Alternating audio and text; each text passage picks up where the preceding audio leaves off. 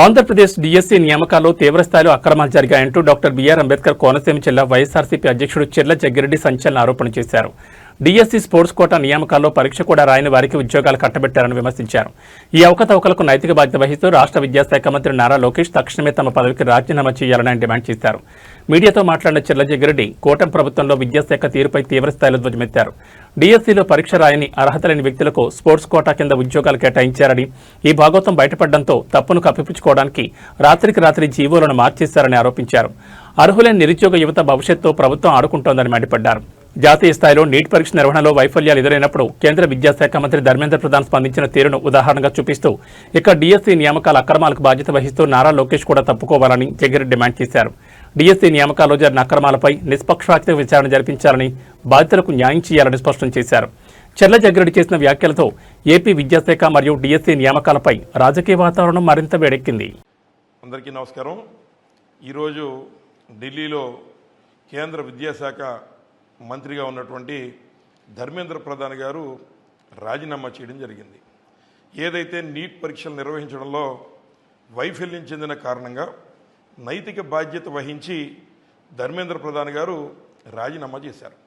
మరి అదే చందాన ఈ రాష్ట్రంలో విద్యాశాఖ మంత్రిగా ఉన్నటువంటి లోకేష్ గారు ఏదైతే డిఎస్సిలో జరిగినటువంటి అక్రమాలకి నైతిక బాధ్యత వహించి వారు కూడా రాజీనామా చేయాలని చెప్పి సందర్భంగా వైఎస్ఆర్ కాంగ్రెస్ పార్టీ నుంచి డిమాండ్ చేస్తూ ఉన్నాం.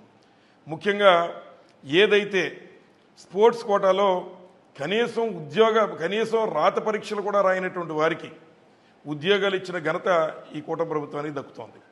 అలాగే ఏదైతే మరి అవుట్సోర్సింగ్లో పనిచేస్తున్నటువంటి విద్యాశాఖలో అవుట్సోర్సింగ్లో పనిచేస్తున్నటువంటి ఉద్యోగికి స్టేట్ మొదటి ర్యాంక్ వస్తే ఆ స్టేట్ మొదటి ర్యాంకుకి సంబంధించినటువంటి డేటా ఇవ్వడంలో కూడా ఈ ప్రభుత్వం వైఫల్యం చెందింది.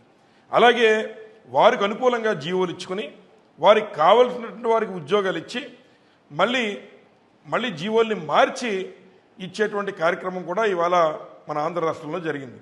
ఈ వైఫల్యాలన్నింటికీ కూడా కారణం మరి నైతిక బాధ్యత వహించి విద్యాశాఖ మంత్రిగా ఉన్నటువంటి లోకేష్ గారు రాజీనామా చేయాలని చెప్పి మేము అడుగుతున్నాం.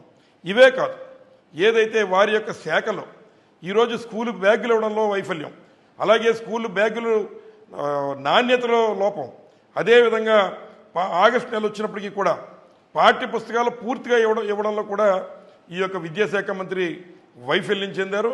కాబట్టి వీటన్నిటికీ నైతిక బాధ్యత వహించి మీరు కూడా రాజీనామా చేయకపోతే మీ యొక్క పాలకులు నిద్రపోతే వారిని తట్టి లేపడానికి జన్ జీ అనేటువంటిది మీ వెనకాల ఉంది. ఎలా అయితే కేంద్ర ప్రభుత్వంలో మరి ఉన్నటువంటి సిజేపీ పార్టీ ఇవాళ కేంద్ర ప్రభుత్వం యొక్క మెళ్ళ వంచి సాక్షాత్తు పార్లమెంటు ముందే మరి వారి డిమాండ్లు ఎలా అయితే మరి నెరవేర్చుకున్నారో అదే రకంగా ఈ రాష్ట్రంలో నారా లోకేష్ గారు